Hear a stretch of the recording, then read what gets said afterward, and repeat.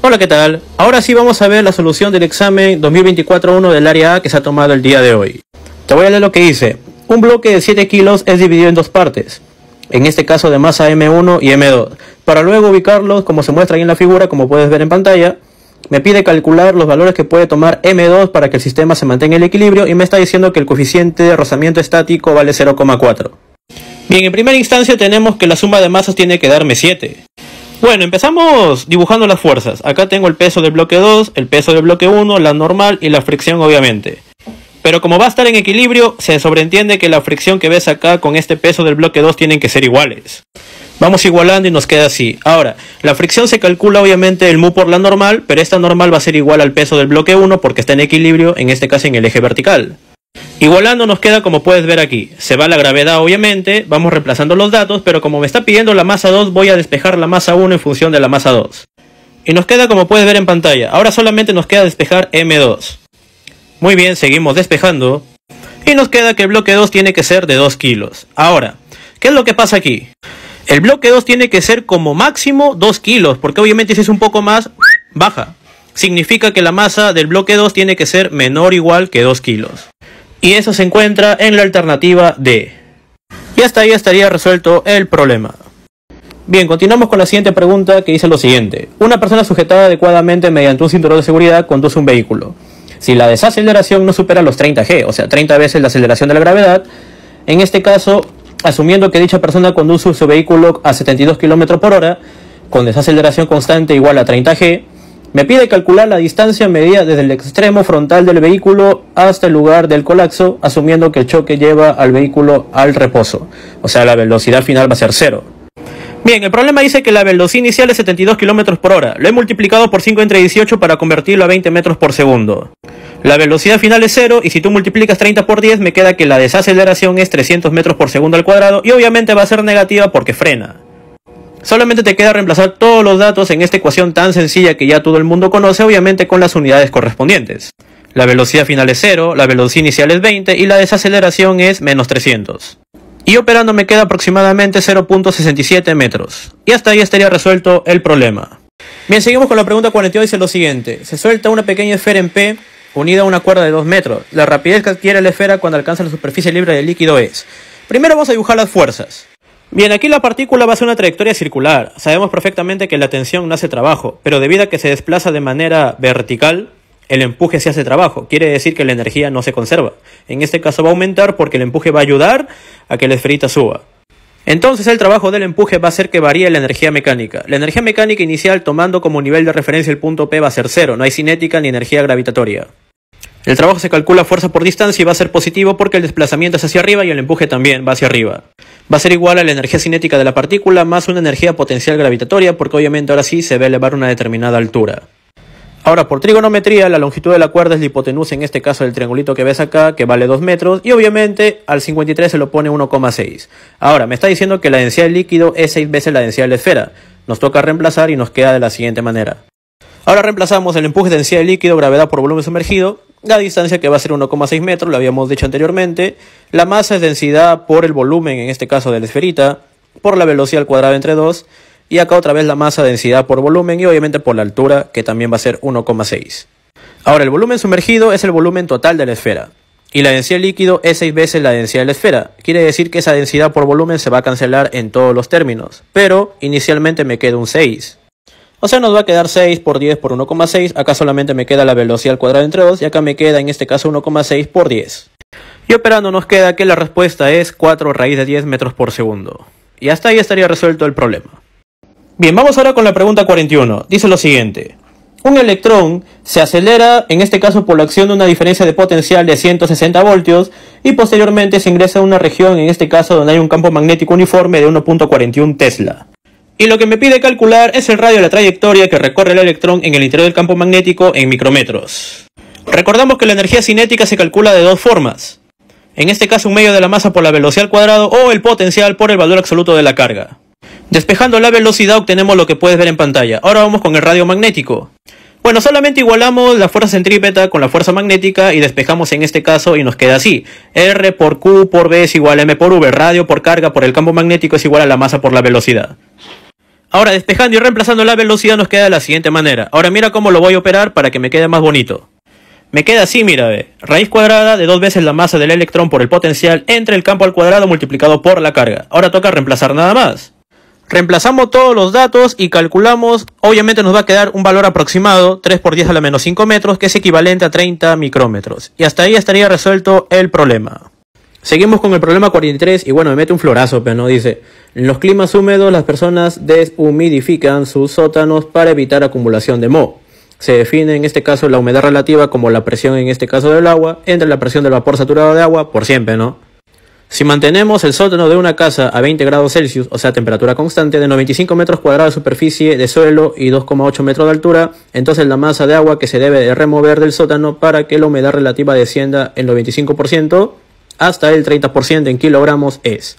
Me dice también que la presión de vapor saturada de agua a 20 grados es 2,3 por 10 al cubo pascales. Claro, todo acá saca de tablas, pero no termodinámicas. Calculamos en este caso la presión inicial al 25% de humedad relativa y nos queda 2185 pascales. Acá estoy reemplazando solamente la presión de vapor saturado que me está dando como dato el problema. Calculamos el volumen del sótano multiplicando el área por la altura, nos queda 266 metros cúbicos. Y con esto de acá calculamos la masa inicial de agua que había. Le metemos la ecuación de estado, en este caso presión por volumen es igual al número de moles, que es la masa, en este caso que vamos a calcular, entre el peso molecular por el R por el T. El T tiene que ser en Kelvin, le sumo a 273 al 20 y me queda 293. Y aquí reemplazamos todo, la presión que ya le hemos hallado, en este caso el volumen que es 266, el peso molecular que lo estoy trabajando en gramos, o sea la masa me va a salir en gramos, el R que vale 8,31 y la temperatura que es 293. Y me queda que la masa inicial de agua que tengo aquí en el sótano es de 4.296,718 gramos aproximadamente. Lo mismo voy a hacer en este caso para la otra humedad relativa, que es la que quiero disminuir, que es 30%. Calculo la masa, lo resto y se acabó. Y ya hecho los cálculos, te sale que la presión en este caso final es 690, calculas la masa, te sale 1.356,85 gramos, restas y me queda que la masa que debo extraer es 2.939,85 gramos, que es aproximadamente 3 kilos, dándome como alternativa la clave B.